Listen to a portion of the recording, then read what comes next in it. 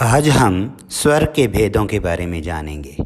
मात्रा के आधार पर स्वर 3 प्रकार के होते हैं: हर्षव स्वर, दीर्घ स्वर, प्लुत स्वर। इन भेदों को जानने से पूर्व हम मात्रा के बारे में जानेंगे। मात्रा से अभिप्राय है बोलने में लगने वाला समय। जिन स्वरों को बोलने में सबसे कम समय लगता है उन्हें हर्षव स्वर कहते हैं। ये 4 हैं: अ, इ, उ, री। छंद शास्त्र में इन स्वरों की मात्रा 1 मानी गई है और इनके चिन्ह को लघु कहा जाता है। जिन स्वरों को बोलने में हर्षव से दुगना समय लगता है उन्हें दीर्घ स्वर कहते हैं।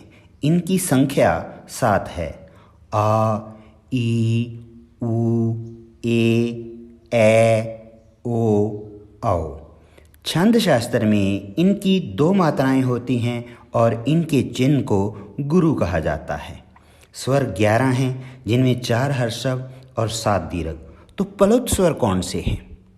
प्लुत स्वर की परिभाषा देते हुए कहा जाता है जिन स्वरों को बोलने में हर्षव से तिगुना समय लगता है उसे प्लुत स्वर कहते हैं।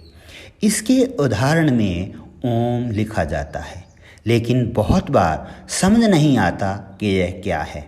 इसे यहाँ स्पष्ट करेंगे। दरअसल यह ओ के बाद गिनती का 3 है। इसका अर्थ है ओ को लंबा खींचना। ओम।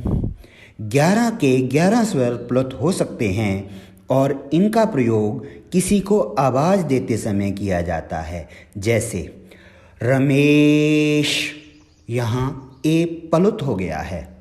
मधु, यहाँ उ प्लुत हो गया है। बनावट के आधार पर भी स्वरों के 3 भेद हैं: मूल स्वर, दीर्घ स्वर, संयुक्त स्वर। 11 स्वरों में 4 मूल स्वर हैं। शेष स्वर इन्हीं 4 का विकसित रूप हैं। ये मूल स्वर वही हैं जो हर्षव हैं, अर्थात अ, इ, उ, री। मूल स्वरों का बड़ा रूप दीर्घ होता है। हिंदी में री का दीर्घ रूप नहीं लिया गया। ऐसे में अ, इ, उ के बड़े रूप अर्थात आ, ई, उ दीर्घ स्वर हैं। 2 स्वरों के मेल से बने स्वर संयुक्त स्वर कहलाते हैं। संयुक्त स्वर की ध्वनि स्वतंत्र होती है, इसलिए 2 का मेल होने पर भी ये स्वर ही हैं। ये हैं ए, ओ, औ। आशा है आपको यह जानकारी उपयोगी लगी होगी। धन्यवाद।